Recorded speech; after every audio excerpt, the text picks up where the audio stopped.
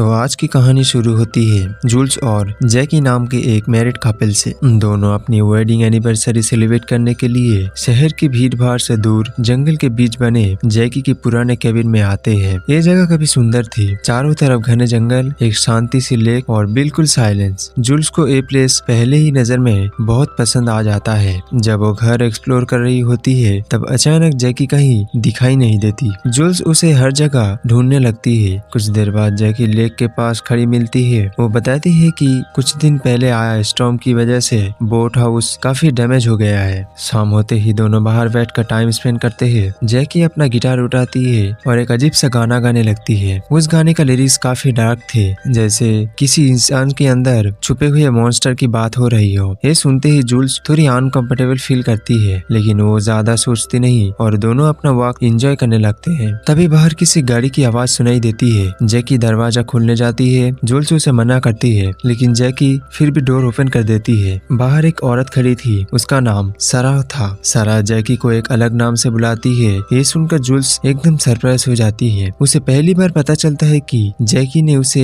अपनी असली नाम ही नहीं बताया था। सारा बताती है कि वो और जैकी बचपन के दोस्त थे। उसे लगा था केबिन में कोई घुस आया है, इसलिए चेक करने आ गई। थोड़ी देर बात करने के बाद सारा वहाँ से चली जाती है, लेकिन उसके जाते ही जूल्स का मूड पूरी तरह बदल जाती है। वो जैकी से पूछती है, जब हम शादी कर चुके हैं तो तुमने मुझे अपने असली नाम तक क्यों नहीं बताया? जैकी उसे समझाने की कोशिश करती है। वो कहती है कि उसका पास्ट काफी कॉम्प्लिकेटेड था और वो अपनी पुरानी जिंदगी को हमेशा के लिए भूलना चाहती थी, लेकिन जूल्स इतनी आसानी से मानने वाली नहीं थी। अगली सुबह जैकी उसे लेक पर ले जाती है। दोनों एक पुरानी बोट में बैठकर पानी के बीच पहुंचते हैं। यही जैकी अपने पास्ट के बारे में थोड़ा और बताती है। वो कहती है कि पहले की जिंदगी से उसका कोई लेना देना नहीं है। इसी दौरान वो जूल्स को एक नेकलेस गिफ्ट करती है। उस नेकलेस के अंदर दोनों की फोटो लगी होती है। ये देखकर जूल्स का गुस्सा थोड़ा कम हो जाता है। बाद में दोनों टारगेट शूटिंग करते हैं। जूल्स गन चलाने की कोशिश करती है, लेकिन एक भी शूट सही नहीं लगता। फिर जैकी गन उठाती है और लगातार 3 परफेक्ट शॉट्स मार देती है। जूल्स हैरान रह जाती है। तब जैकी बताती है कि बचपन से उसका फादर उसे हंटिंग पर ले जाते थे। वो एक पुरानी बात भी शेयर करती है। एक बार उसने एक बियर को भी गोली मारी थी, लेकिन वो तुरंत नहीं मरा। उसकी गन जम हो गई थी और उस बियर को उसके सामने ही तरफ तरफ कर मारते हुए देखना पड़ा। जैकी कहती है कि वो सीन आज तक उसके दिमाग से नहीं निकला। उसके फादर हमेशा एक बात कहते थे, सिर्फ उसी जानवर को मारो जिसे तुम खा सकते हो। इसलिए जैकी आज भी हमेशा अपने पास एक हंटिंग नाइफ रखती है। ये सब सुनकर जूल्स को पहली बार महसूस होता है कि जैकी के अंदर कोई ऐसी साइड भी है जिसे वो अब तक जानती ही नहीं थी, और उसे बिल्कुल भी अंदाजा नहीं था कि असली खतरा अभी शुरू भी नहीं हुआ है। अगली सुबह जैकी कुछ सामान लेने के लिए टाउन चली जाती है और जूल्स केबिन में अकेले रह जाती है। उसके दिमाग में अब भी सारा वाली बात चल रही थी। क्यूरियोसिटी में वो बोट लेकर सीधा सारा के घर पहुंच जाती है। सारा और उसका हस्बैंड डैनियल उसे वेलकम करते हैं। बातें करते वक्त जूल्स की नजर एक पुरानी फोटो पर पड़ती है। उस फोटो में सारा, जैकी और एक तीसरी लड़की साथ खड़ी थी। जूल्स हैरान होकर पूछती है, ये तीसरी लड़की कौन है? सारा के चेहरे एकदम सीरियस हो जाता है। वो बताती है कि वो उनकी बचपन की सबसे अच्छी दोस्त थी, लेकिन सालों पहले लेक में डूबकर उसकी मौत हो गई। सबसे अजीब बात ये थी कि जैकी ने कभी भी उस लड़की का जिक्र जूल्स से नहीं किया था। सारा को भी ये बात काफी स्ट्रेंज लगती है। वापस आकर जूल्स जैकी से इस बारे में सवाल करती है। पहले तो जैकी चुप रहती है, फिर धीरे से बताती है कि बचपन में वो तीनों स्विमिंग रेस लगाया करते थे। एक दिन रेस के दौरान उनकी दोस्त पानी में डूब गई। उस वक्त बहुत लोगों को लगा था कि जैकी ने जानबूझकर उसे बचाया नहीं, लेकिन जैकी कहती है कि वो उसे बहुत प्यार करती थी और कभी ऐसा नहीं कर सकती। जूल्स उसकी बात मान लेती है। उसे लगता है कि शायद जैकी बस अपने दर्द से भाग रही है। दोनों भी जंगल घूमने निकलते हैं। कुछ देर बाद वो एक ऊंची क्लिफ पर पहुंचते हैं। जूल्स खूबसूरत व्यू देखने में इतनी खो जाती है कि उसे बिल्कुल अंदाजा नहीं होता कि उसके बिल्कुल पीछे जैकी खड़ी है, और अगले ही पल जैकी बिना कुछ कहे जूल्स को जोर से धक्का दे देती है। जूल्स सीधा नीचे पहाड़ पर जा गिरती है। उसका पूरा शरीर बहुत बुरी तरह जख्मी हो जाता है। जैकी बिल्कुल शांत तरीके से केबिन वापस आती है। वो मिरर के सामने खड़ी होकर प्रैक्टिस करने लगती है कि पुलिस को क्या स्टोरी बताएगी। उसका प्लान था कि सबको लगे जूल्स का पैर फिसल गया और उसकी एक्सीडेंटली डेथ हो गई, लेकिन जब वो दोबारा नीचे जाकर बॉडी चेक करती है तो जूल्स वहाँ होती ही नहीं। ये देखकर जैकी भी एक पल के लिए शॉक हो जाती है। उधर जूल्स बहुत मुश्किल से जिंदा बचकर जंगल के अंदर घुस चुकी थी। उसके कांधे और हाथ बुरी तरह इंजुर्ड थे। हर कदम पर उसे इतना दर्द हो रहा था कि चलना भी मुश्किल था, फिर भी वो हिम्मत नहीं हार रही थी। थोड़ी देर बाद जैकी उसे ढूंढते हुए उसके पास आ जाती है, लेकिन इस बार वो बिल्कुल अलग एक्टिंग करती है। रोते हुए कहती है, प्लीज बाहर आ जाओ, मुझसे गलती हो गई, मैं तुम्हें कभी नुकसान नहीं पहुंचाना चाहती थी। जूल्स एक पेड़ के पीछे छुपकर उसकी हर बात सुन रही थी, लेकिन जैसे ही जैकी को कोई जवाब नहीं मिलता उसका चेहरा तुरंत बदल जाता है। एक सेकंड में उसकी फेक इमोशन गायब हो जाती है। अब उसके चेहरे पर सिर्फ ठंडी और खतरनाक मुस्कान थी। उस पल जूल्स को समझ आ जाता है कि ये सब एक एक्सीडेंट नहीं था, जैकी सच में उसे मारना चाहती है। रात भर जूल्स जंगल में छुपी रहती है और जैकी उसे ढूंढते हुए सिर्फ एक ही बात कहती रहती है, तुम कितनी भी देर छुप जाओ, ये जंगल मेरा है और मैं तुम्हें ढूंढ ही लूंगी। अब जूल के पास सिर्फ दो चॉइस थी, या तो वो जैकी से बचकर किसी तरह जंगल से बाहर निकले या फिर ये जंगल ही उसकी कब्र बन जाए।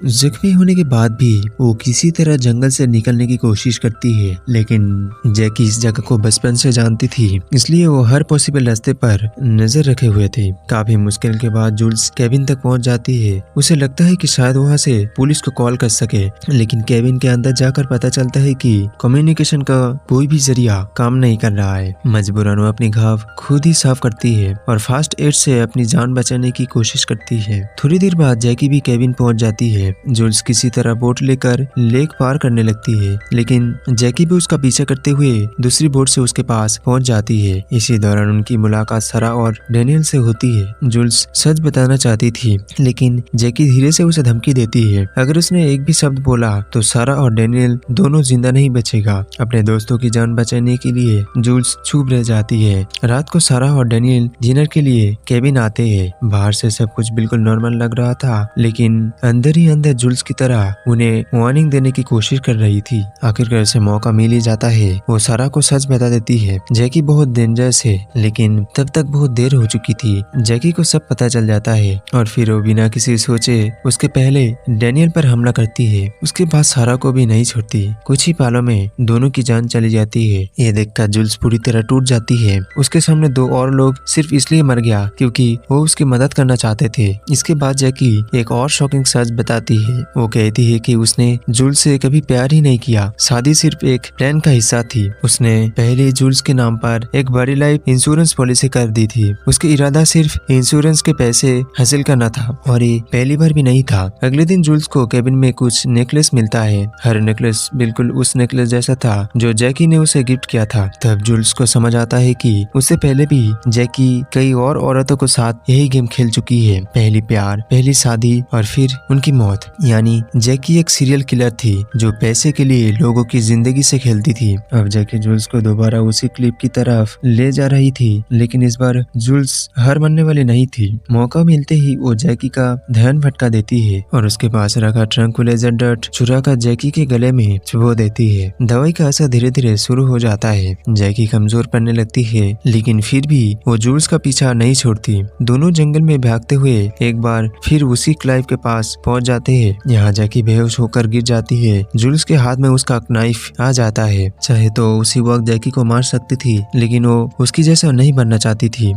इसी वजह से वो वहाँ से निकल जाती है, लेकिन जैकी फिर से बच जाती है। अब फाइनल कॉन्फ्रंटेशन होना बाकी था। जूल्स केबिन में वापस आती है और इस बार एक पुरानी राइफल लेकर जैकी का इंतजार करती है। जैसे ही जैकी अंदर आती है, दोनों के बीच जबरदस्त फाइट शुरू हो जाती है। जैकी बार बार जूल्स को समझाती है कि वो उसे कभी मर ही नहीं पाएगी, लेकिन जूल्स अब पहले वाली डरपोक लड़की नहीं रही थी। फाइट के दौरान जैकी एक बार फिर जूल्स को क्लैब से नीचे गिरा देती है। उसे लगता है कि इस बार सब कुछ खत्म हो गया। वो केबिन लौटकर पुलिस को कॉल करने ही वाली होती है, तभी उसकी नजर लैपटॉप पर चल रही एक वीडियो पर पड़ती है। ये वीडियो जूल्स ने पहले से रिकॉर्ड करके छोड़ा था। वीडियो में जूल्स कहती है, अगर तुम ये देख रही हो तो शायद मैं मर चुकी हूँ। फिर वो बताती है कि जैकी को डायबिटीज है और उसने जैकी की इंसुलिन में हाइड्रोजन पेरोक्साइड मिला दिया है। जैसे ही जैकी इंसुलिन लेती है, उसका खून जमना शुरू हो जाता है। जैकी घबराकर मदद के लिए भागती है, लेकिन जंगल के बीच कोई उसकी हेल्प करने वाला नहीं था। कुछ ही देर में उसका शरीर जवाब दे देता है और वही उसकी मौत हो जाती है। मूवी के अंत सीन में हम जूल्स को फिर देखते हैं। वो बुरी तरह जख्मी थी, लेकिन उसकी सांसें अब भी चल रही थी। यानी इतनी मुश्किलों के बाद भी वो जिंदा बच गई। मूवी ये खत्म होती है और एक बात सिखा जाती है, कभी कभी सबसे खतरनाक दुश्मन वो वो होता है जिस पर हम सबसे ज्यादा भरोसा करते हैं। और इसी के साथ ये कहानी यही खत्म होती है। अगर आपको वीडियो पसंद है तो वीडियो को लाइक करें और चैनल को सब्सक्राइब करना ना भूलें।